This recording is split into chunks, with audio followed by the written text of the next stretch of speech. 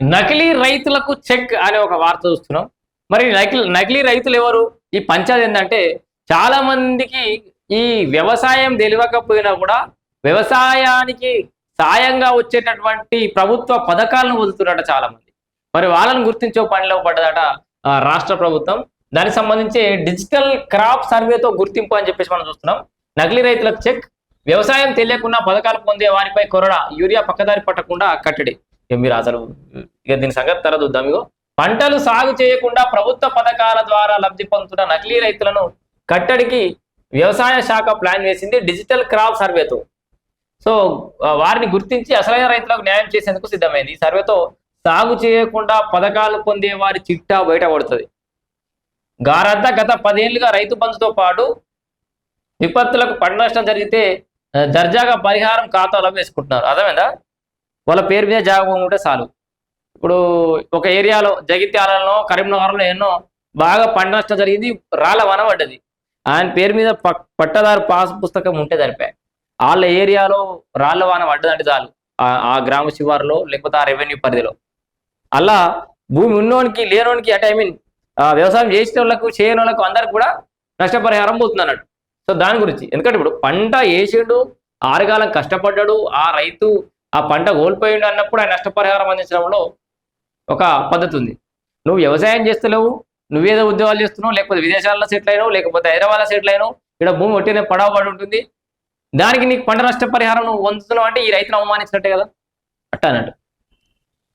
సర్వేతో మంచి ఫలితాలట. రాష్ట్రంలో నిజమైన రైతులకు ప్రభుత్వం అందించే ఏ పథకం పూర్తిగా అందడం లేదని భావించిన వ్యవసాయ శాఖ నిజమైన రైతులకు న్యాయం చేసేందుకు అనేక ప్రయోగాలు చేసింది. ఈ నేపథ్యంలో నిజంగా పంట సాగు చేసే రైతులను గుర్తించేందుకు వ్యవసాయ విస్తరణ అధికారులతో పాటు వారికి తోడు వాలంటీర్లను నియమించింది. సో వారు ప్రతి సర్వే నెంబర్కి వెళ్ళి ఏ పంట సాగు చేశారో రైతు వివరాలు సేకరిస్తూ ఫోటోలు తీసి కేంద్ర రాష్ట్ర వ్యవసాయ శాఖకు వివరాలు పంపిస్తున్నారు. దీంతో ఇప్పటి వరకు ఎలాంటి సాగు చేయని పట్టాదారు పాస్బుక్ కలిగిన రైతులు అనేక పథకాలు ఉచితంగా పొందినట్లు తేలింది. ఇక్కడ ఇక పంట సాగు చేస్తేనే కొనుగోలు అనేది మనకు తెలుసు కదా. ఇప్పుడు దళారులను అడ్డుకోవడానికి పత్తి రైతులు కానీ లేకపోతే మిగతా రైతులు కానీ ముందుగా నమోదు చేసుకోవాలి, పంట నమోదు, అప్పుడే కొనుగోలు ఈజీ అయితే అని మొదటి నుంచి చెప్తున్నారు. వీటిని ఇంకా పకడ్బందీగా అమలు చేసే ప్రయత్నం చేస్తున్నారట. ఏంది, ఇక్కడ నుంచి పత్తి కానీ ధాన్యం కొనుగోళ్లలో పంటలు సాగు చేసే రైతుల నుంచి కొనేందుకు వ్యవసాయ శాఖ ప్లాన్ చేస్తుంది. గతంలో దళారులు చిన్న సన్నకారు రైతుల వద్ద తక్కువ ధరకు కొనుగోలు చేసిన పంటలను ప్రభుత్వం ప్రకటించిన మద్దతు ధరకు దర్జాగా అమ్ముతూ లక్షలు సంపాదిస్తున్నారు కొంతమంది దళారులు. ఎందుకంటే ఇక ఎంతో కొంత వాళ్ళందరి దగ్గర రైతుల దగ్గర ఉంటారు, వాళ్ళ పైసలు ఉంటే ఇమీడియట్గా ఇచ్చేస్తాడు, తీసుకొచ్చి ప్రభుత్వం దగ్గర ఎక్కువ రేటుకి అమ్మేస్తాడు. ఈ క్రమంలో పంట పండించే రైతు కంటే బ్రోకర్లు బాగుపడుతున్నట్లు అధికారులు పరిశీలనలు తేలింది. వారి అరాచకాలకు మూకుతాడు వేసేందుకు రాష్ట్ర వ్యవసాయ శాఖ తగిన ప్రణాళికలు అయితే సిద్ధం చేస్తుంది. సో పక్క రాష్ట్రాల నుంచి సన్నబడలటం వల్ల ఇదేందుకు చూద్దాం. రాష్ట్రంలో పేదలకు సన్నబియ్యం పంపిణీ చేస్తున్న నేపథ్యంలో సన్నాల సాగు విస్తీర్ణాన్ని పెంచేందుకు ప్రభుత్వం 500 రూపాయల బోనస్ ప్రకటించిన విషయం మనకు తెలుసుగా. సో ప్రకటించి కొనుగోలు చేస్తుండటంతో దళారులకు దందాకు దిగబడ్డారు. పక్క రాష్ట్రంలోని కృష్ణా, గుంటూరు, కర్నూలు జిల్లాల నుంచి తక్కువ ధరకు సన్నవడ్లను కొనుగోలు చేసి నల్గొండ, ఖమ్మం, మహబూబ్నగర్ జిల్లాలోని కొనుగోలు కేంద్రాల్లో అమ్మకాలు జరిపినట్లు పౌర సరఫరాల శాఖకు ఫిర్యాదులు ఉన్నాయి. ఇప్పుడు ఏం దొరికినా తెలంగాణ రాష్ట్రంలో పేదలందరికీ సన్న బియ్యం పంపిణీ చేస్తుంది ప్రభుత్వం.